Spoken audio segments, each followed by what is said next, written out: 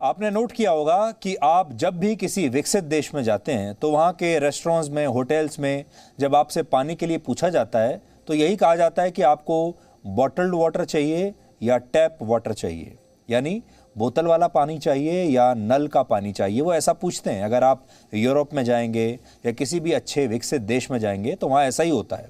और ऐसा इसलिए होता है क्योंकि वहाँ नल का पानी बिल्कुल शुद्ध और पीने योग्य होता है।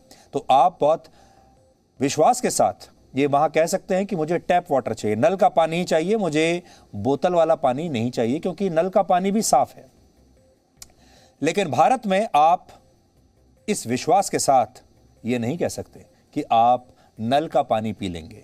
इसीलिए आपने देखा होगा, आप जब किसी रेस्टोरेंट में जाते हैं, किसी होटल में जाते हैं, तो आप बॉटल्ड वाटर पीना पसंद करते हैं। हालांकि आपको ज़्यादा पैसा खर्च करना पड़ता है, क्योंकि आप जानते हैं आप नल का पानी नहीं पी पाएंगे, क्योंकि वो शुद्ध नहीं है।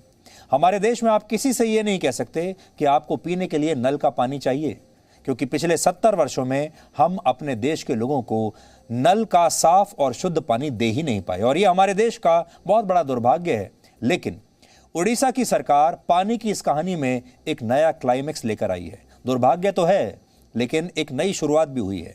उड़ीसा का पुरी शहर देश का ऐसा पहला शहर बन गया है जहां 24 घंटे नल से शुद्ध पानी मिलेगा। और इसके लिए राज्य के मुख्यमंत्री नवीन पटनायक ने ड्रिंक फ्रॉम टैप नाम से एक मिशन की शुरुआत की है। 2011 की जनगणना के मुताबिक पुरी की कुल आबादी लगभग 2 लाख है, यानी ये देश के वो सौभाग्यशाली 2 लाख लोग हैं जिन्हें अब पानी के लिए संघर्ष नहीं करना पड़ेगा। जब चाहे नल का पानी पी पाएंगे 24 घंटे। उड़ीसा की सरकार का लक्ष्य है कि वो जल्द अपने राज्य के 16 और शहरों में नल से 24 घंटे शुद्ध पानी की व्यवस्था करेगी।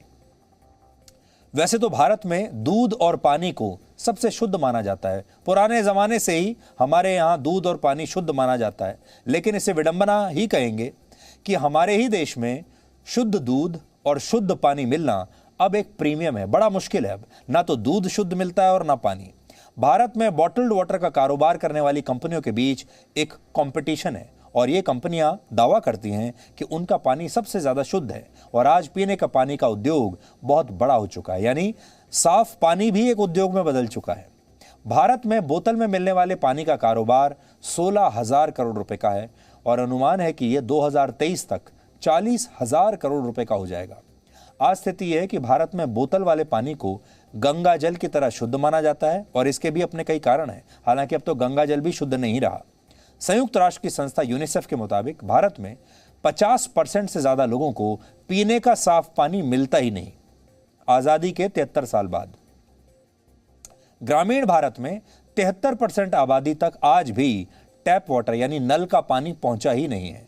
गांव में आज भी 54% महिलाएं नदी या तालाब से पानी लाने के लिए प्रतिदिन 35 मिनट तक चलती हैं औसतन।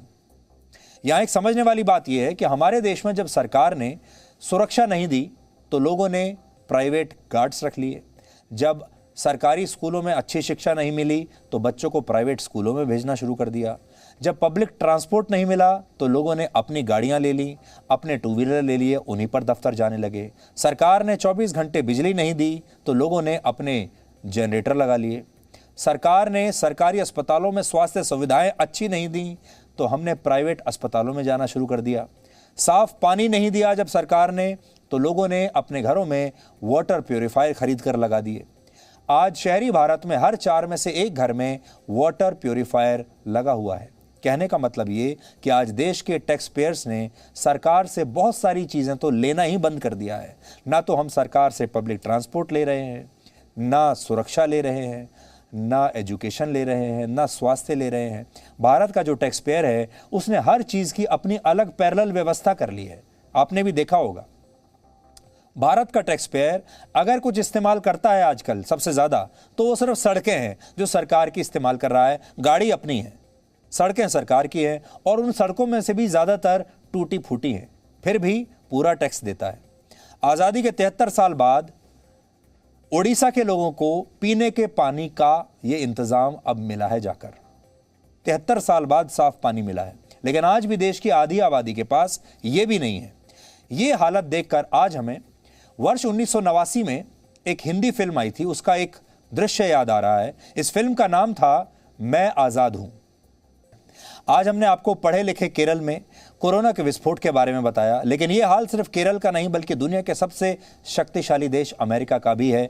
यहाँ पर हम आपको आगे बढ़ने से पहले ये ज़रूर बताना चाहेंगे कि ये जो पानी की जो समस्या है, ये भी बीमारी का एक बहुत बड़ा ज़रिया है, और जब तक देश के हर व्यक्ति को शुद्ध साफ पीने का पानी नहीं मिलेगा तब तक हमारे देश से बीमारियां कभी जाएंगी नहीं और हमारे देश की पूरी आबादी कभी भी स्वस्थ नहीं हो पाएगी। Presenting B News app available on Google Play and App Store. Download it now.